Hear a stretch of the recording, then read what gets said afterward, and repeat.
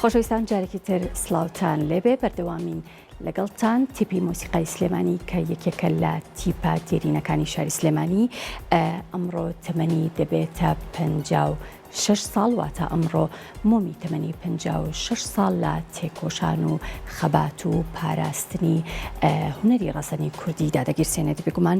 وەکو ئاماژەم پێکرد ئەم تیپەیەکێکە لە تیپە دیرینەکانی شاری سلێمانی و لە ساڵی 1967 لەلایەن کۆمەڵێک لە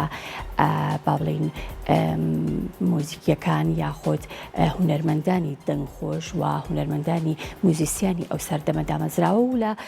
ساڵی 1969دا لەگەڵ هونەرمەندانی شانۆ تیپەکەیان جارێکی تر بە شێوازێکی تر وەکو تیپێکی مۆسیقا و شانۆ دروست کردوێتەوە کە ماوەی ساڵێکی خایاندووە. هاوکارم دەروون لە هۆڵی یانی تەلاری خێزانیە کە ئێستا لەوێ مەراسیم و چالاکی تێدا سازەکرێت. سلااوت لەبێ دەروون، ئەم کاتت باش؟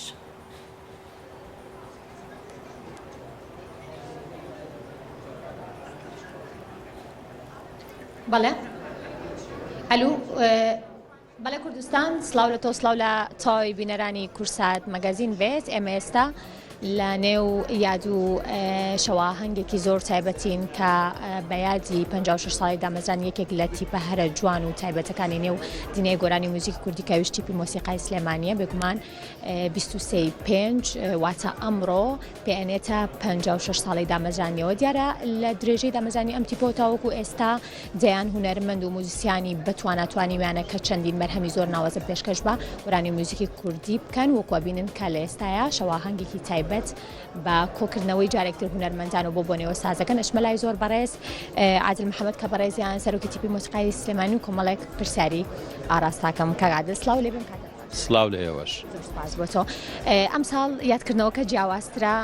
بۆچی؟ وەڵای ئەمام ساڵ ویستمان کە کەشێکی وا دروستکەین بۆ ئەندامان هەمومان فترەیەکی زۆرە کۆنەبووینەتەوە هەم کۆبوونەوەیەک و هەم دیدارێک و هەم لەم شەوە ئەنگە بکەینە شتێک بۆ ئاشتەوایی شتێک بۆ ئەوەی کە میلەتەکەمان دەمێکە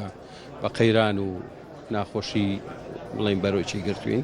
ویسمان هەموو هونەرمەندان زۆرترین هونەرمەندانی شاری سلێمانی لە میادە کۆکەینەوە هەم ڕاز و نیاز و گلەیەکی کە هەمانە لەگەڵ یەکترا و چکە بە ئومێدی ئەوەین بەو پەیمانە و بۆ بەڵێنانی کە پیان کە بە تیپەکەمانیان ناوە ئەمانەتی بمۆسیقای سلێمانی هاوشێوەی جاران بکەینەوە سەرپێ و بە ئەزمون و بەکاری نوێ و هەر لەم شەوەشە ئەوەی کە هەمانە وەکو دیاری لە ڕۆحی مۆزیسیانانی تیم مۆسیقای سلێمانیەوە بۆ گەلەکەمان ئەم ئەلبومەمان ئامادەیە. ئەمە ئەلبومە 12 بەرهەم لە خۆ ئەگرێ لەم 12 بەرهەمە کە 11یان گۆرانی و سرودە بەرهەمێکیشان مۆزیکی تەنیایە. ئەمەوە گەێنە کە تیپی مۆسیقای سلێمانی نە قەیران نە هیچ شتێک ڕێگریمان لێ ناکە. ئێمە بەردەوامین لە دایەنان و لە کاری هونەری خۆمان. دیارەگەر ئەو قەیران و ئەو بربەستانە نەوێ کە ئەمڕۆکە بەرۆکی هەموو هونەرمەندان و هەموو لایەشی گرتوێتەوە. تیپی مۆسیقای سلێمانی بە هەمیشە بەو بەرنامە بۆ پرۆگرامەی کە چەندین ساڵە لەسەری بنەمای وەکو بنەمایە کە کاری پێەکە هەر لەسەر و بنەمایە بەردەوامە کە ئێمە بەڕاستی مەبدەئی ڕۆهونەرێکی ڕەسەن و هاوچەرخمان هەڵبژاردووە هەر لەسەر و بنەمایە کارەکەین. دیارە کارەکانی ئێمە هەر کارێکا چێتە ستودیۆ یاخود هەر کارێکی نوێ کە هێتە لای ئێمە لیژنەیەکی هونەری تایبەت ئەیبینێ ئەو کارانە لە هەموو ڕوویەکەوە لە ڕووی مەسلەی هۆنراوە لە ڕووی ئاوازەوە لە ڕووی ستراکچەری ئاوازەوە هەمووی شەنگوکەوە کرێت و ئەنجا بڕیان لەسەر ئەو بەرهەمەیرێت. ئەمە یەکێکە لەوانە و حالیان چەند بەرهەمێکی تازەشمان هەیە کە تۆمارمان کردوون بەس ئەو بەرهەمانە هێشتا بە کلیب نەگەشتون ئەوانش لە ئایندەیشی نزیکە ئەوانش بە کلیب بەگەێنین و هەر لێرەوە ئەوەش ڕابگەێنین لە 21/6 کە ساڵیادی کۆچی و نەرمەندی گەورەی نەتەوەکەمان کاک عوسمان عەلیە لەوە یادێکمان ئامادەیە و کتێبێک بۆ ئەو یادە ئامادەیە. یعنی ئەگەر بڵین مانگێکتر ئەم کاتانە هەمووەکو چالایشی تر کۆنسرتێکی تایبەتمان بۆ ئەو یادەژە بێت. ماوەکان زۆرن مامۆستا. بەڵێ زۆرن. ئێمە خۆمان چەندی ساڵە کاری هونەریمانەیە هونەرمەندەکانمان لە مۆزیسیانەکان لە ئاوازدانەرەکان لەو کارانیان نەکەوتون. چەندین کارمان هەیە بەڕاستی کاری گەورەترمانەیە کاری ترمانەیە کاری کۆڕاڵیمانەیە بەڕاستی ئەگەر دەرفەت هەبێ و زەمینە سازی هەبێ بۆ ئێمە بەڕاستی لە جاران زیاتر کاری هونەری ئەوانە پێشکرد. ئەم کۆبوونەوەشەوە هەنگا تا چەند گرنگە بۆ ئەندامانی تیپی مۆسیقای سلێمانی و جارێکی تر کۆکردنەوەی هونەرمەندانیش بێگومانەوە کە بینین کە تەنها هونەرمەندانی لێرن موزیسیانان و گۆرانی بێژانین بەڵکو هونەرمەندان لە بەشێک لە بوارەکانی خۆی ئەوەی کە کورد بێ ئەوەی کە لێرە بێ خەڵکی هەولێر بێ دووهۆک بێ هەست کە سێبێکاڵی تیپی مۆسیقای سلێمانی پێگەی خۆی هەیە لە هونەری کوردیە یعنی تیپێکە ئەمە سونبولێکە بەڕاستی ئێستا تۆ بێنە پێشچوی خۆ لە ڕوتی هونەری کوردیمانە لە ڕوتی هونەری مۆزیکی کوردیمانە ئەگەر حەسەن زیرەکی تیانە بێ هەز بە فەراغەکەی مامەسا محەممەدی مام لێ نەبێ هەز بە فەراغەکەی سێعلی ئەزغەری کوردستانی نەبێ هەز بە فەراغەکەی لە ئەوانەی بادینان ئەوانەی تیانە بێ هەز بە فەراغەکەی تیپی مۆسیقای سلێمانی ئەو پێگەیەیە ئەگەر تیپی مۆسیقای سلێمانی نەبێ هەز بە فەراغێکەکەی لە مۆسیقای کلاسیکی کوردیە نایە مۆسیقای کلاسیکی کورد. ئەمی ئەوە چییە مامۆسای؟ وەڵا پەیامی ئێمە یەکەم بۆ نەوەتەکە یەکەم بۆ گەلەکەمان بۆ نەتەوەکەمان بۆ دەسەڵاتداران پیان ڕاگەێنین کە ڕوتی هونەرمەندان لە قەیرانێکی جددیە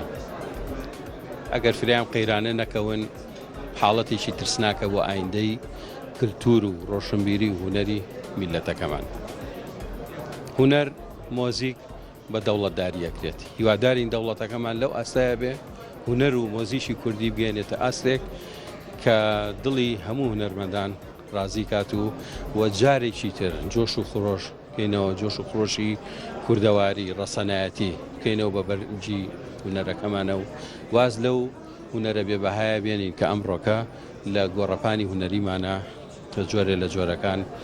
ڕەوازێکی پایە کردو شێوازێکی پایە کردو و زەمینە سازی بۆ ئەوە کراوە چۆن زەمینە سازی بۆ ئەو هونەرە کراوە ئێمەش وەکو هونەرمەندانی دڵکار هونەرمەندانی جددی داوا ئەەکەین کە ئەو کارانەی ئێمەش زەمینە سازی هەبێ شتی هەبێ بۆی گەشە بکات و بگاتە سپاس بۆ بەڕێز عادل محەممەد بەڕێوەبەری تیپی مۆسیقای سلێمانی سپاس زۆر سپاس بۆ ئێوە سپاس بۆ کە هەمیشە لەگەڵمانە سپاس بۆ تۆ دووبارە بەخێر بێ سپاس بۆ وتەکانە ئەشمەلای یەکێکتر لە ئەو کەسایەتیانی کە بێگومان هەمیشەکە باسی تیپی مۆسیقای سلێمانێکرێ باسی وشار ئەحمەد دەکرێ و شەبابە کاگوشارگیانە گەربێتە ئێرە سلااو لێبێ باش بەخێر بێنێوەش بەخێر بێ بۆ شاشەکەمان شاشەیەکی ڕنجین و جوان هەمیشە درەوشاوەیە فرسات کاگوشار وەکو سکرتێری تیپی مۆسیقای سلێمانی ئەم شەوە هەنگەتان ساز کردو ئامانجلێکی ئامانج لەوەیە تیپ بە زیندوێتی ئەمێنێ 56 ساڵ تەمەن گاڵتە نییە بەڕاستی یعنی باوەڕ ناکەم هیچ تیپێک لە ڕۆژهەڵاتی ناوڕاست لە گیانە 56 ساڵ بەردەوام بوو بێ بەردەوامی لە ڕەسەنایەتی لە هونەری جوان لە داهێنان یعنی ئەمە بۆ خۆی مانایەکی گەورەی هەیە گەنجان بەشێکی سەرەکین لە نێو تیپی مۆسیقای سلێمانیە دەستگیرۆی ئەکرێن و بەرهەمی فۆلکلۆری جوانیان ئەدرێتێ ئەمە بۆ پرۆژەی ئایندەش بەردەوام ئەبێت یاخود دەنگی نوێ جارێکی تر لە نێو تیپی مۆسیقای سلێمانی و سەر هەڵەیە بەتەکی دێمە خۆ دەزانی جیل بە دوای چیل وردە وردە ئەڕۆین بەڵام کە 56 ساڵ ڕۆی معناوێت جیلی تازە شاتۆتە ناوە بە تاکید لە هونەرمەندی گۆرانی بێژ لە هونەرمەندی مۆزیکسە سیۆن یعنی ئەمانە هەمووی ئەو گەنجانن کە وردەوەردا یەنە ناو تیپ و لەگەڵ خصوصیەتی تیپ تایبەتمەندێتی تیپا کارەکەن دیارە تیپی سلێمانی وەکو تیپێکی ئۆرکسترالیە کارەکانی ئەوانی کەیەن بەڕاستی هەمووی خەڵکی پرۆفیشنەڵن هەمووی خەڵکی زانستین هەمووی خرجی ئەکادیمیا و پەیمان گەونەرە جوانەکانن پامی تۆ چێ لێرەوە بۆ هەم هاوڕێ و هاوپیشەکانت وە لێرەوە چی بە گوێگرانی زۆرێک لە بەرهەمەکانی تیپی مۆسیقای سلێمانی لە ئەلماوی ئەم 56 ساڵەیاڵێ وەڵاهی یەکەمیان دڵخۆشین بەوەی کە ئێمە بەردەوامیمان هەیە دڵگرانین بەوەی بەڕاستی زۆرێک لە ڕاگەیاندنەکان گرنگی بە هونەری ڕەسەن نایەن ئێمەش دروشمەکەمان ڕۆ هونەرێکی کوردی ڕەسەن و هاوچەرخ هەم ڕەسەن بێ هەم هاوچەرخ بێ ئینشاڵڵا هەر بەردەوامیە بین بەڵامی تر دڵگرانین بەوەی کە گوێی خەڵک وردەوردە خەریکە لەو ڕەسەنایەتیە دەرەچێت هیوای بەردەوامیتان بۆ هیوایم هەرگیز نەوەستێ عمومی 100 ساڵە داگیرسێنن. زۆر زۆر سوپاس ئیشەڵا تەمەنی ئێوەش 100 ساڵە بێ و ئێمەش بە هامان شێ. سپاس بۆ تۆ، سپاس بۆ بەڕێز و شار بابە سکرتێری تیپ مۆسیقای سلێمانی دووبارە سپاس. پێ خۆشحاڵ بووم ئەلوسەرن. بەڵێ ئازانی ئێمە ئەوەی کە گفتوگۆمان لەسەر کردو ئەو وێنانش کە لە دوای منەوە ئەیبینن شەواهەنگی تیپ مۆسیقای سلێمانی کۆکردنەوەی بەشێکی زۆر لە هونەرمەندانی نێبوارنی گۆرانی موزیک و شان و بەشێکتر لە هونەرەکانی ترە. کورسات مەگەزینە مێوارەیەمان پێشکەش کردن تا بەیەگەشتنەوەیەکی تر ماڵتان ڕاودان بخواتان لەگەڵ بە.